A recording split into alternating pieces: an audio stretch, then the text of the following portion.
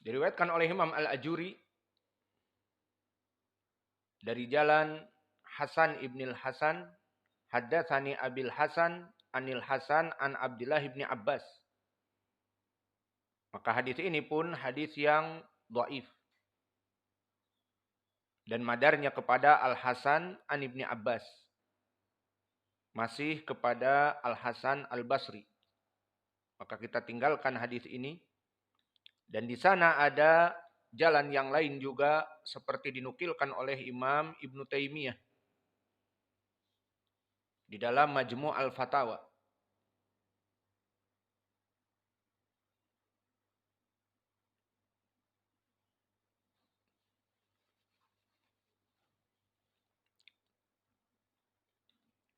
Dan hadis ini seperti dinukilkan oleh penulis di dalam matan. Maka kita masuk kepada matan yang kedua. Sudah adzan. Al-muadzin yu'adzin. Baru kita masuk kepada matan yang kedua.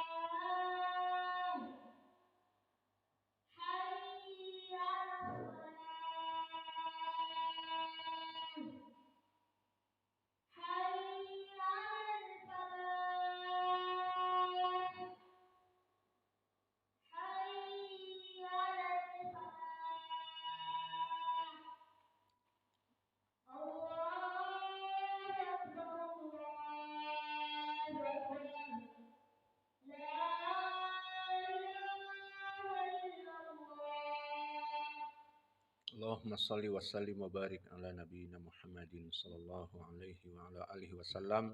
Allahumma rabb hadhihi da'wati tammah wassalatil qaimah. Di hadis Abdullah bin Amr bin Al-As yang kita sebutkan kemarin, maka salawat dahulu. Setelah salawat baru membaca Allahumma rabb hadhihi da'wati tammah. Meminta untuk Nabi dapat wasilah, dan wasilah adalah tingkat tertinggi dari derajat di surga. Dan di riwayat yang lain, Firdaus al-A'la. Dan barang siapa yang mendoakan ini, kata Nabi, halat li syafa'ah. Maka telah halal baginya syafaat dariku. Maka silahkan untuk membaca doa untuk Nabi. Dan ditambah dengan salawat, itu juga dari sunnah dan caranya di hadis Abi Musa al-As. Di hadis Abdullah bin Amr bin Al-As. Dan faedahnya kita bersalawat kepada Nabi seperti di hadis yang banyak dari Abi Hurairah diriwayatkan oleh Imam Muslim, man shalla alayya marrah sallallahu alaihi asyarah. Barang siapa seorang hamba yang mana dia memberikan salawat kepada Nabi 1 kali, Allah akan membalasnya 10 kali lipat. Maka setelah adzan dan menjawab semampunya, tidak mesti dari semuanya, namun jika kosong semuanya bagus.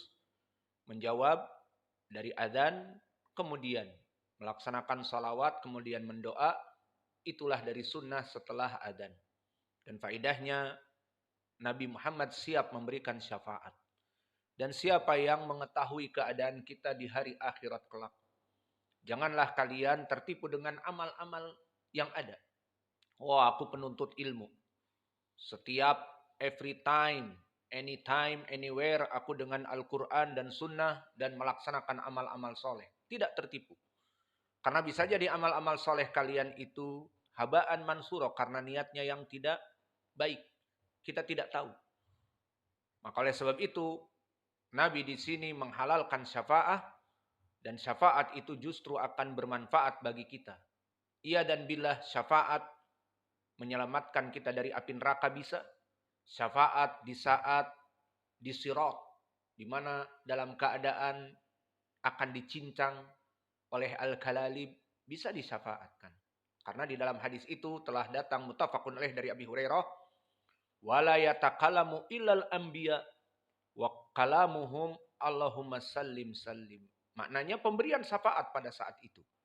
Maka ada jadi seseorang yang dia tidak mempunyai amalan yang banyak, maka al-kalalib mencincang dia atau akan menjatuhkan dia ke api neraka. Kemudian Nabi Muhammad meminta syafaat, ya Rabb Allahumma salim salim atas orang ini. Akhirnya tidak jadi untuk dijatuhkan kepada api neraka. Maka syafaat Nabi Muhammad kita sangat membutuhkannya. Maka di saat kita membaca hadis ini, janganlah kita, alhamdulillah aku orang yang soleh, gak butuh syafaat Nabi. Maka ini orang yang tertipu, magrur binafsih, tertipu atas dirinya. Kita semuanya butuh. Kita tidak tahu dari dosa-dosa yang belum kita meminta ampun kepada Allah. Dan di mana disebutkan di dalam hadis yang lalu juga dari Abi Hurairah, ya'ti rajulun yuqaribuhu ilallah, didekatkan kepada Allah. Fakanafahu, fayasturuhu, kemudian didatangkan dosa-dosanya dan ditutupkan dari manusia.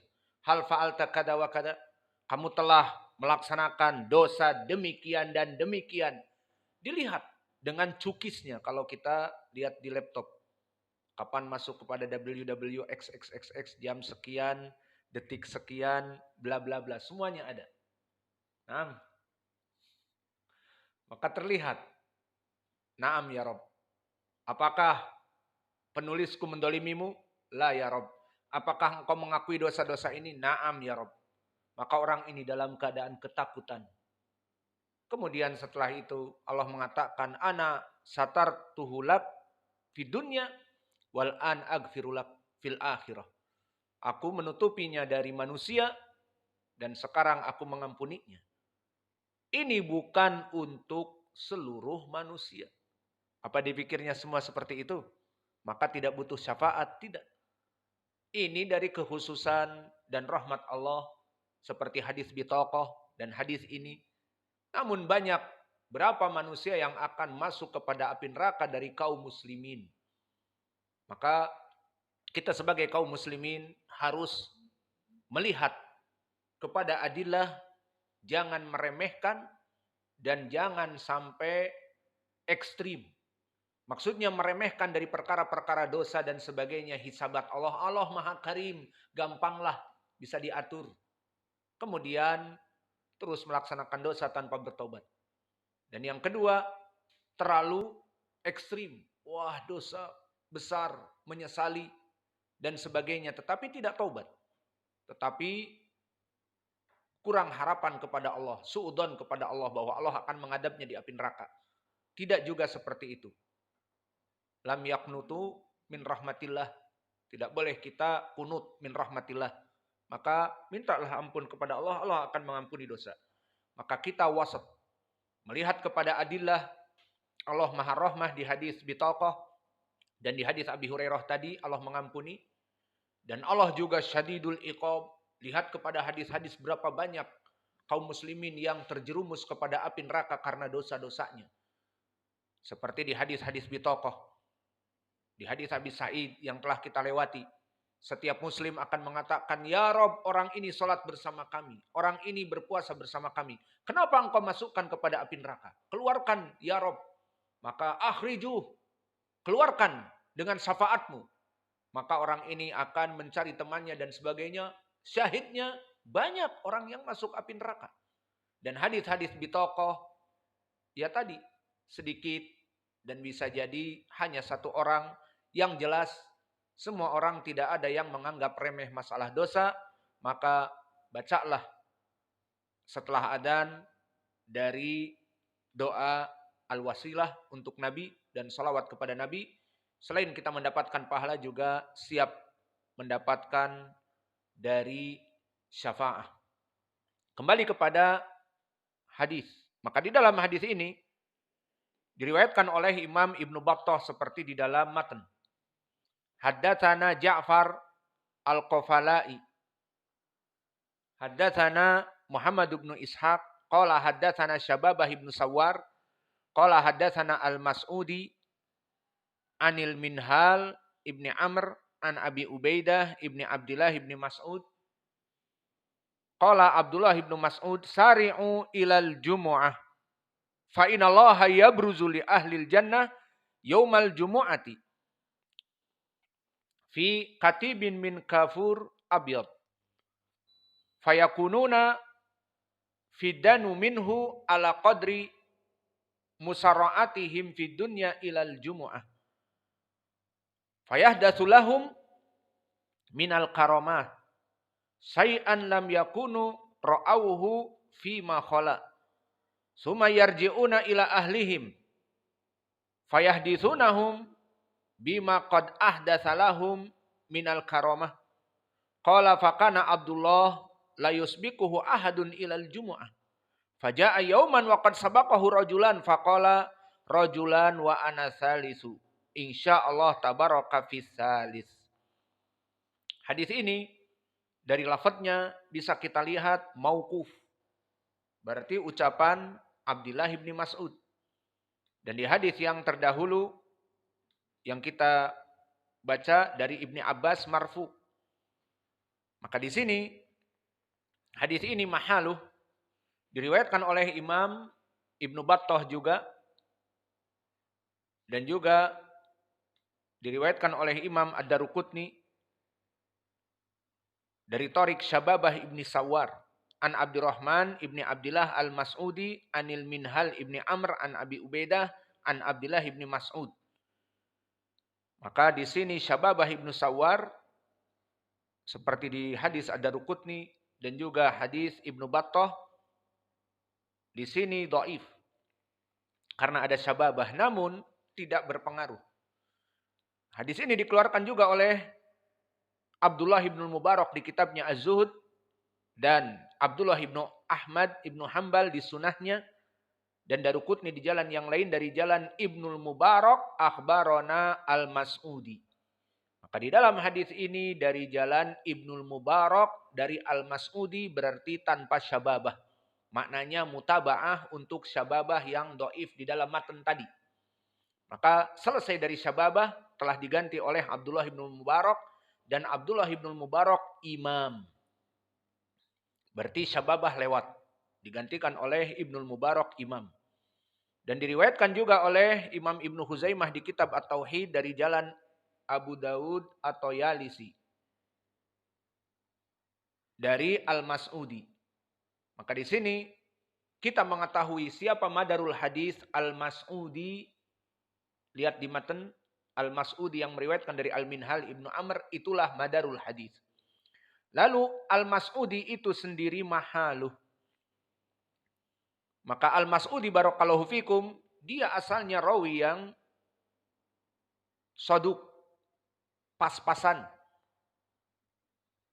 Namun dia mukhtalit. Telah lewat apa makna mukhtalit? Mukhtalit adalah seseorang yang hafalannya berubah. Maka